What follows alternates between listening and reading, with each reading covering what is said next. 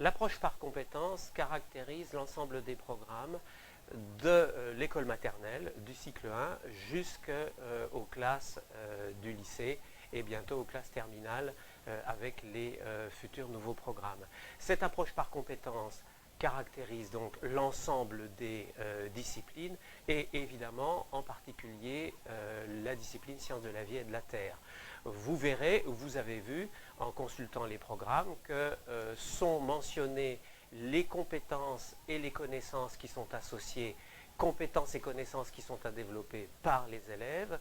Dans les programmes du lycée, la réécriture des programmes pour les classes de seconde et de première, les notions de connaissances et de capacité apparaissent également, de même que les compétences travaillées qui sont celles du socle commun qui guide, je dirais, l'ensemble de la formation des élèves du CP jusqu'à la fin de la classe de 3e. Je m'appuierai ici sur deux extraits du rapport de jury de l'agrégation interne de sciences de la vie et de la terre et de l'univers. Ces deux extraits rappellent que nous avons à produire des évaluations critériées avec des indicateurs de réussite et que ces évaluations sont intégrées aux compétences visées. De même, la maîtrise des attentes, des évaluations des capacités expérimentales en terminale est également demandée aux candidats, donc les fameuses ECE de terminale S que vous connaissez sans doute. Enfin, on demande aux candidats d'avoir une connaissance des grands objectifs de l'enseignement des SVT sur les plans notionnels, mais aussi celui des capacités et celui des attitudes. Alors vous noterez que cet extrait vient du rapport de jury de 2013, juste avant la réforme du collège, et je dirais que l'approche par compétence n'était pas encore aussi lisible qu'elle l'est devenue. Mais les plans notionnels, connaissances, celui des capacités et celui des attitudes, cela finalement définit une compétence. L'approche par compétence est centrale dans l'enseignement des sciences de la vie et de la terre. Donc, le concept de compétence, il est bon de faire un point sur ce qu'il recouvre, et l'approche par compétence nécessite d'interroger différents temps, différents types d'activités, l'activité d'enseignement, l'activité d'apprentissage, là on est du côté des élèves, et l'activité d'évaluation. Donc l'approche par compétence recouvre l'enseignement, l'apprentissage et l'évaluation centrée sur les compétences. Bien sûr, on a les compétences spécifiques qui sont visées par les sciences de la vie et de la terre et un certain nombre de compétences transversales. Un bref rappel sur le concept de compétence. Le mot combinaison est essentiel ici pour appréhender ce concept. Une compétence est une combinaison de connaissances, d'aptitudes, encore appelées capacités, et d'attitudes appropriées à une situation donnée. Autrement dit, la compétence va s'exercer en situation d'apprentissage, en particulier du point de vue des élèves. Et le socle commun a retenu une définition qui est assez proche, même si elle en diffère légèrement. En particulier, elle prend en compte la question des attitudes, indispensables tout au long de la vie, l'ouverture aux autres, le goût pour la recherche de la vérité, le respect de soi, d'autrui, la curiosité, la créativité. Il y a un certain nombre d'attitudes ici qui nous parlent en tant qu'enseignants de sciences de la vie et de la terre. La curiosité en particulier, la recherche de la vérité, ce sont des attitudes qui sont tout à fait valorisées dans notre discipline.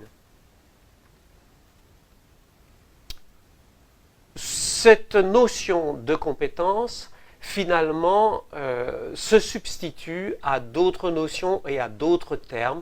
On trouve encore dans la littérature les notions de savoir-faire et de savoir-être. Je ne dirais pas que ces termes sont obsolètes, mais d'une façon générale, on peut considérer que les notions de connaissance, de capacité et d'attitude qui font la compétence sont plus appropriées, puisque, une fois encore, elles sont liées les unes aux autres, elles sont combinées. Les objectifs de savoir, de savoir-faire et de savoir-être que l'on distinguait, j'allais dire, à la fin du XXe siècle, justement, procédaient trop par distinction, par séparation. On séparait ces différents types d'objectifs comme si l'élève en situation ne mobilisait pas cet ensemble de savoir. Donc, connaissance, capacité, attitude. On pourrait dire que du côté des connaissances, on est sur les connaissances déclaratives, les savoirs déclaratifs. Du côté des capacités, on est du côté des procédures. Et les attitudes, alors en employant un terme très général, relèvent du vivre ensemble. Ces compétences sont à évaluer et on est amené à proposer des activités, des situations qui permettent à l'élève de monter en compétence du premier au troisième degré. On peut considérer que le premier degré, c'est le degré débutant, puis un degré confirmé et enfin un degré expert. Alors vous allez retrouver les termes qui figuraient dans le tableau précédent. Quand on propose des activités qui invitent l'élève à répéter, reproduire, appliquer des règles, à automatiser des procédures, là on est dans ce niveau-là plutôt des capacités. Quand on est au niveau confirmé, eh bien, l'élève est à un niveau qui lui permet de mobiliser plusieurs types de compétences. Dans ce cas-là, il a à choisir la compétence qui convient. Donc, dans le premier degré, il n'y a aucun choix. On est dans la répétition, dans l'entraînement, dans l'application d'une règle, un peu mécanique. Dans le deuxième degré, la notion de choix intervient. Et enfin, le troisième degré ajoute à la notion de choix celle de combinaison, c'est-à-dire que plusieurs compétences sont à mobiliser conjointement et à combiner pour résoudre une situation qui est une situation complexe. On peut représenter d'une autre manière cette progressivité. La restitution, on est du côté des procédures, l'élève réutilise des compétences dans un même contexte, il s'entraîne et ensuite il va progressivement être amené à transférer ses compétences dans d'autres situations. On a ajouté ici au départ la découverte. On peut effectivement proposer une situation de découverte où l'élève va découvrir les connaissances et les capacités qu'il va lui falloir développer pour devenir compétent. Et donc, comment reconnaît-on qu'une personne agit avec compétence? Comment reconnaît-on qu'une personne est compétente? Eh bien, parce qu'elle est capable de combiner et de mobiliser un ensemble de ressources, parce qu'elle est en capacité de gérer un ensemble de situations, dont certaines sont nouvelles, inédites, et parce que cette personne peut produire des résultats qui vont satisfaire à certains critères. Nous rêvons effectivement que tous nos élèves soient compétents. Nous sommes là pour les accompagner de l'école jusqu'à la fin du lycée, de façon à ce que ces élèves deviennent compétents et soient en capacité effectivement de gérer de façon autonome des situations complexes.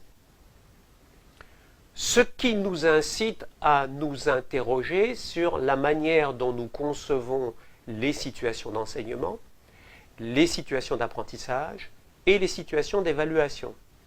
Les épreuves qui vous sont proposées, aussi bien l'épreuve sur dossier que les épreuves orales, vous incitent à mettre en place, à concevoir des activités pour les élèves, à mobiliser des documents soit pour ces activités d'apprentissage, soit pour ces activités d'évaluation. Et j'allais dire, vous avez à mettre en musique ces différents documents pour proposer des progressions qui soient cohérentes. Donc, enseigner, c'est effectivement concevoir son enseignement en référence aux compétences visées. Du coup, en tant qu'enseignant, vous allez mettre en place, prévoir des activités élèves qui leur permettront à leur tour d'être en situation de mobiliser les compétences que vous avez identifiées. Et enfin, vous les évaluerez en fonction du degré de compétence attendu, vous les évaluerez en fonction des compétences visées. D'une certaine façon, on peut dire qu'il y a convergence entre les connaissances et les compétences, et qu'il y a congruence, qu'il y a accord, si vous préférez, cohérence entre les différentes situations, c'est-à-dire les situations d'enseignement, d'apprentissage et d'évaluation. Différents documents s'affichent au fur et à mesure sur les diapositives. Ces documents sont associés à la vidéo et vous les retrouverez bien sûr sur la capsule qui vous est destinée. Nous sommes très guidés en collège relativement aux compétences, puisqu'effectivement, les activités qui sont proposées, là nous avons un certain degré de liberté, vont être intégrées aux connaissances et aux compétences visées. Donc mise en cohérence des activités proposées avec les connaissances et les compétences associées qui sont ici disciplinaires et qui se réfèrent aux attendus de fin de cycle qui figurent au-dessus de ce tableau. Quant aux compétences travaillées, elles ne sont pas disciplinaires, elles sont au nombre de 7 au collège.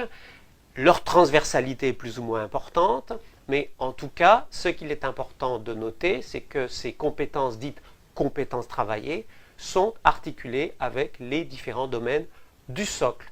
Donc, ce sont des compétences travaillées et les différentes composantes de ces compétences travaillées peuvent nous aider à définir des critères d'évaluation en particulier. Par exemple, vous proposez une activité à vos élèves et vous attendez qu'ils soient capables d'interpréter des résultats, qu'ils soient capables de conclure, qu'ils soient capables de concevoir et de mettre en œuvre un protocole expérimental. Alors ce sont des critères relativement englobants, ils ont une certaine dose d'abstraction, je dirais. On dit que ce sont des référents. Donc ils sont qualitatifs, ils sont généraux, ils sont indépendants les uns des autres. Pour réellement pratiquer l'évaluation des élèves en référence à ces critères, il va falloir identifier des indicateurs. Les indicateurs qui sont les référés, eux, sont lisibles, concrets, applicables directement et surtout observables. Quand vous demandez à un élève de concevoir ou de mettre en œuvre un protocole expérimental, qu'attendez-vous exactement de lui pour cette activité? Est-ce que vous attendez qu'il formule une hypothèse? Ça, c'est un indicateur observable. Est-ce que vous attendez qu'il mette en place un protocole expérimental avec un témoin? La prise en compte ou pas de la nécessité d'avoir un témoin, c'est un indicateur qui est observable et donc directement évaluable. Et il se réfère à un critère relativement à la maîtrise de la démarche expérimentale. D'autres compétences ici qui sont toujours les compétences transversales, je l'ai dit, elles sont au nombre de 7. Là, elles vont être beaucoup plus transversales encore que celles qui figurent au début, sur la démarche expérimentale en particulier. Utiliser des outils numériques. Toutes les disciplines sont amenées à mobiliser ces outils-là. Pratiquer des langages avec les spécificités des disciplines. Toutes ces compétences sont travaillées dans toutes les disciplines. Évidemment, nous nous référons au langage scientifique. L'articulation avec le socle, je l'ai dit, les 5 domaines du socle. Alors je dirais où se trouvent les sciences de la vie et de la terre dans ces différents domaines. On a tendance à penser en première lecture que nous sommes essentiellement dans le domaine 4, les systèmes naturels. Et puis dans le domaine 3, quand on se réfère au langage scientifique. Sauf que bien sûr, vous l'avez noté, nous sommes aussi en charge de la formation méthodologique des élèves, donc nous sommes également dans le domaine 2, de même que dans le domaine 5, enfin, j'allais dire les sciences de la vie et de la Terre sont partout, et je pense que je pourrais dire la même chose à n'importe quel enseignant, de n'importe quelle discipline, de collège. Les compétences travaillées, c'est-à-dire les compétences du socle qui étaient centrales au collège, jusqu'à la fin du cycle 4, sont en partie retrouvées, remobilisées dans le cadre des programmes du lycée. Par exemple, ici, une compétence que l'on aime bien, nous, en sciences de la vie et de la Terre, pratiquer des démarches scientifiques. Alors, les items, les exemples de capacités qui sont associés à ces compétences sont un peu plus étoffés, je dirais, au lycée qu'au collège, mais une fois encore, la compétence travaillée, pratiquer des démarches scientifiques, est identique à celle du socle. Dans les programmes, par exemple ici, sur la thématique de l'organisation fonctionnelle du vivant, sont identifiées les connaissances, on parle ici de notions fondamentales, de nouveau les compétences travaillées, reprises du socle commun, et les capacités. Donc l'approche par compétences est désormais beaucoup plus visible dans les programmes du lycée qu'elle ne l'était dans les anciens programmes. Dans ces extraits de rapports de jury, on parle d'évaluation des capacités expérimentales. L'expression correcte, déposée, j'allais dire, c'est évidemment évaluation des compétences expérimentale. Alors vous trouverez associé à cette vidéo 2 ou 3 documents relatifs aux ECE, en particulier le Vademecum de 2018 relatif aux ECE, puisque, comme vous le savez sans doute, les modalités de l'épreuve ont un petit peu évolué. Merci de votre attention.